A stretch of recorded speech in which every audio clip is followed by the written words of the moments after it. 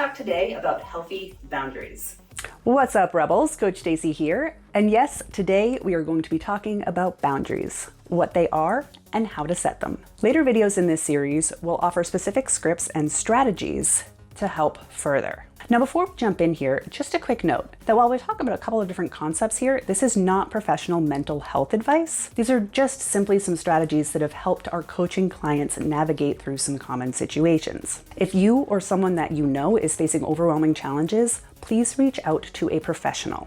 We've included some links and some resources in the description below. So boundaries are simply limits that we put in place that let people know how we want and do not want to be treated, as well as really let people know what behaviors will and will not be tolerated. And they're really important for our own health and mental well-being. While there are many different types of physical and emotional boundaries, in this series we are going to be specifically talking about emotional ones. Now, some boundaries are going to feel really good to set, and others are going to be more complicated and not feel as great. Now, if you're finding yourself in a situation that's extremely challenging or in a situation where you do not feel safe, again, please reach out to a mental health professional and they can really help you through the process on how to get started and how to set these boundaries for your very specific situation. So the next step in setting your boundaries is figuring out what they actually are. Now, this can take a bit of time to figure out, but one good way to start is to think about a situation where someone close to you has made you upset. And while you would like to continue with the relationship, you'd really prefer that that situation doesn't happen again. Maybe it's a family member commenting on your body or, commenting on how much you're eating or not eating. Or maybe it's a snide remark about how you might as well eat that last piece of pie anyway because you're never gonna lose the weight. Maybe it's friends who always criticize you when you try to focus on your health or fitness or make positive changes. So think of these different situations and heck, even write them down. That can be really helpful. Now, in addition to no boundaries, sometimes we just set poor boundaries. Poorly set boundaries might be less severe too, and often disguise themselves as issues with self-care. In particular, always putting other people's needs before yours can often result in burnout and depression. Now, while it's commendable to always want to help, you need to be able to set boundaries and recharge your batteries too. It's almost counterintuitive, but by spending a bit more time on yourself, you can often be more present and energetic around others, which helps them even more. On a similar note, trouble with time management may also be a sign of poor boundaries. You may be overcommitting to others and looking to please them instead of listening to what's better for you. So figure out what challenges you have and what makes you feel stressed and uncomfortable. What gets you the most riled up? Vent about it in the comments below. Now, this reflection and awareness of how and when our boundaries are being crossed is the first step here. Knowing what makes us uncomfortable really lets us know how we would like to be treated. So this preparation in turn can help a lot, not only when we set the boundaries ahead of time, but when we have to set them or reset them in the moment when emotions are high. Today, we're going to talk about where, when, and how to let other people know about your boundaries, as well as give a few specific scripts that you can use. Now, this is really important because first, everyone's boundaries are different. One thing that might really bother you might not bother someone else. And this doesn't make you overly sensitive or wrong. It just means the other person might not realize that they're doing something to upset you. And second, if you don't tell people your boundaries, then no one will know. Now, if we assume that everyone knows our boundaries, even though we haven't communicated them, we're so much more likely to have feelings of resentment or anxiety when we spend time with that person. So next up, setting expectations. Sometimes setting a boundary can be as easy as setting expectations well beforehand. As an example, if you'd like to have more veggies available at your weekly family dinner, offer to bring some. If someone objects and says, "We don't need vegetables," tell them you have a new recipe that you love and want to share and bring it. And if someone is talking about bringing a bunch of booze or wine, maybe just say, "Hey, no need for too many bottles. I'm keeping drinks to just dinner." And then with the expectation set, it's less of a surprise if you're eating more vegetables and drinking less. Now, there's no guarantee that others won't cross your boundaries and comment on your food and drink choices, but this initial groundwork can certainly help. Now, setting boundaries, when and where. Now, setting boundaries face-to-face can be absolutely terrifying. There's a lot of real and perceived risks involved here. Like, will you upset them? Will they still be your friend? Like, how will the rest of the event go? And it's really up to you to figure out what boundaries you want to enforce with who and when. And I like to think of this as picking your battles. As an example, you may have asked friends to stop doing something, but tolerate it when your 95-year-old grandmother that you see once a year does it. Now, if we look at when to set boundaries, first, it's often better to have the conversation with the person one-on-one after the fact, and not in a public situation where you might both feel overly stressed or argumentative. Setting boundaries in those situations where everyone is more likely to get embarrassed and defensive is often not productive. It's okay to have these conversations through text messages too. Some of us may feel more comfortable this way to start, and that's totally okay. But it is recommended that you set aside some time to chat with the person face to face whenever possible. So how to set boundaries? Now, when you talk to someone, it's important to start by saying that you really value the relationship with them and that it's really important to you. You might even mention that you're a bit nervous to bring this up, as you probably will be. Then you really just want to talk about the situation, explain to them what happened. You want to talk about it in a non-accusatory way, so you don't want to finger pointing and say, you did this to me, but just have a conversation with them and explain to them how those actions made you feel, but then also tell them what you would like them to do instead in that situation, so that they don't leave this conversation confused about your boundaries and what you do want. Lastly, thank them for listening and thank them for being a part of this conversation. It's really, really important. So altogether, here's an example. Hey, friend or family member. So I really value our friendship and I'm really kind of nervous to talk about this.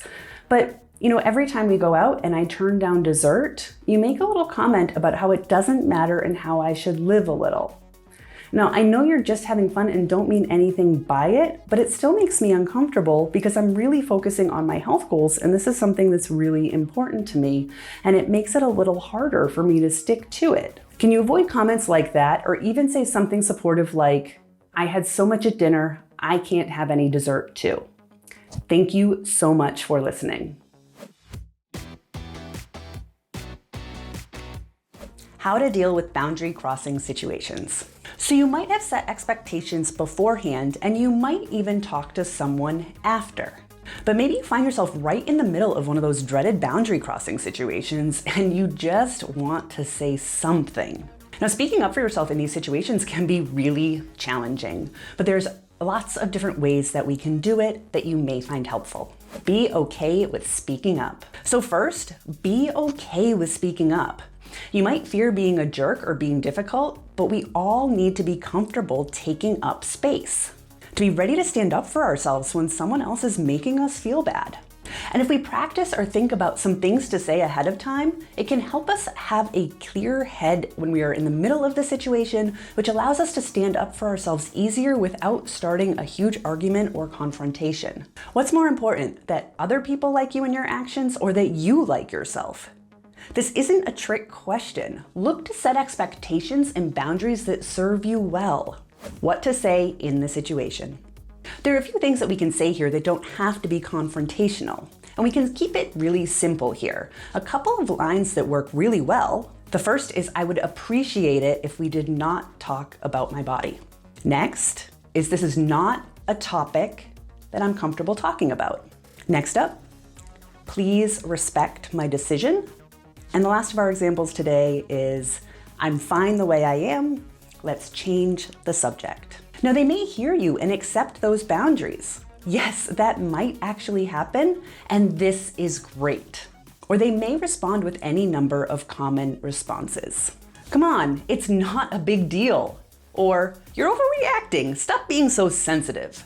Or they might guilt you with, look at all I've done for you, I can't believe you're acting like this.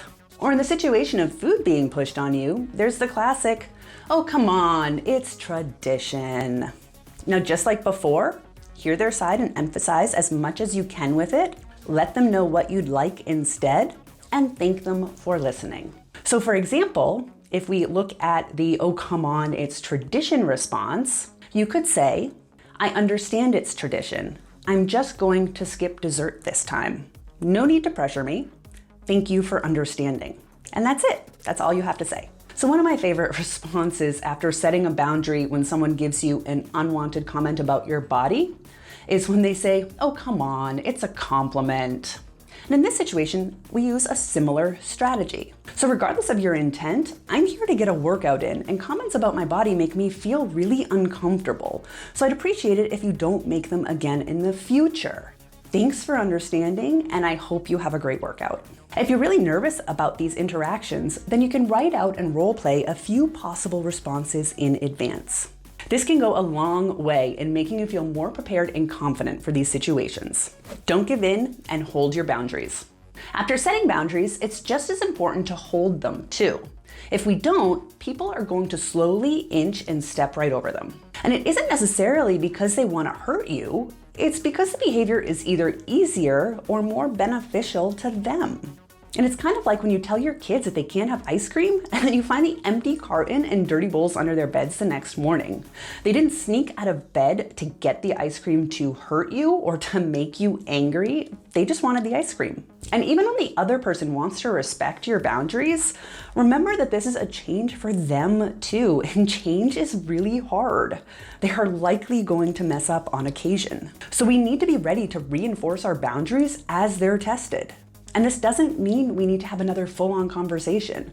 Often just a gentle reminder is good. And sometimes that gentle reminder is as simple as looking them in the eye and saying firmly, let's change the subject.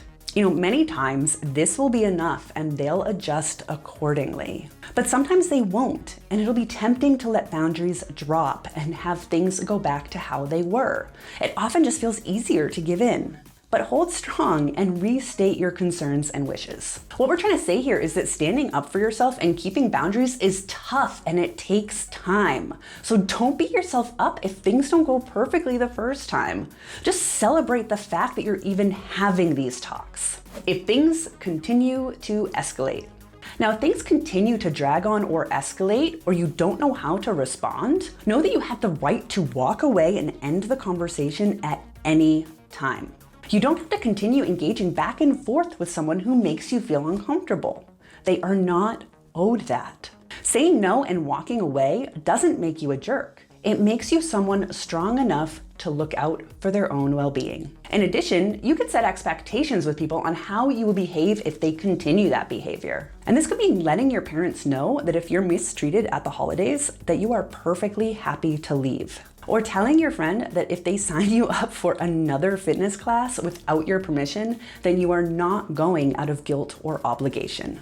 Since you've set the expectation of your behavior ahead, there's nothing to feel guilty about when you have to enforce those boundaries.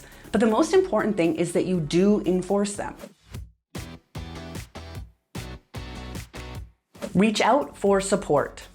All of this boundary setting and reinforcing can be really tough over the long term. So look at how you can reach out to others for support too. So just as we anticipated criticism and conflict, we can also anticipate and gather our support. Now, this might be with good friends or other family members, maybe an online community or professional support through a therapist. So reach out to them before, during, or after an incident that upset you. They can really help you process things and put them into perspective, which is really hard to do for yourself sometimes. And it's important to remember that it's not just us against the world. There are plenty of people within our sphere that will have our back during these tough times. Self-care and support. We can also support ourselves with quality self-care.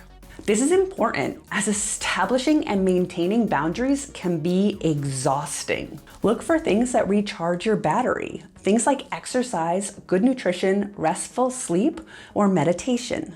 And one thing that can be really helpful here is just like scheduling in time to talk to friends and family before one of these events, is you can schedule in self-care around it as well. So if you're starting to feel anxious about having a conversation, maybe it's a good time to go for a walk or do some meditation or something like that. Or if you're feeling extremely exhausted after one of these conversations, maybe it's time for a nap or to just go and read a book or, whatever it is that makes you feel better and helps you recharge your batteries. We've got an app, Nerd Fitness Journey, that can help you improve all of these things while you go through fun adventures. Level up your character as you level up your life. Free to try? Check the links below. Thanks for watching, and give this video a like and a subscribe if you found it helpful. All right, back to the fort.